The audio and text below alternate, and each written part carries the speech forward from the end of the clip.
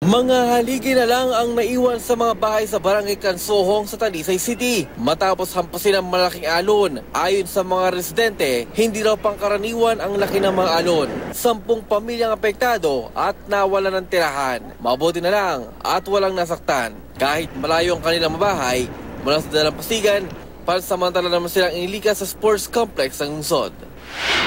Pinatagilid naman ng mga nangangalit na alon kahapon ang isang barkong pangisda. Isang Taiwanese at 4 na Chinese na tripulante ang nasagip ng mga tauhan ng Philippine Coast Guard.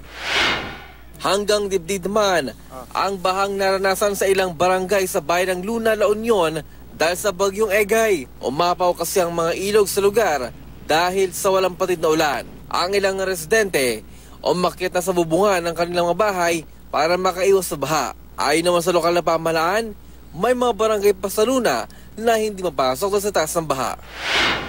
Natabunan ng gumuhong lupa ang bahagi ng Provincial Road sa bayan ng Lakewood, Zamboanga del Sur. Dahil kasi sa walang patid na pag-ulan, lumambot at bumigay ang lupa sa isang bahagi ng kalsada. Kailangan pa ng heavy equipment para alisin ang debris upang makadamuli ang mga motorista. Para sa unang balita, Ajirieta reporting.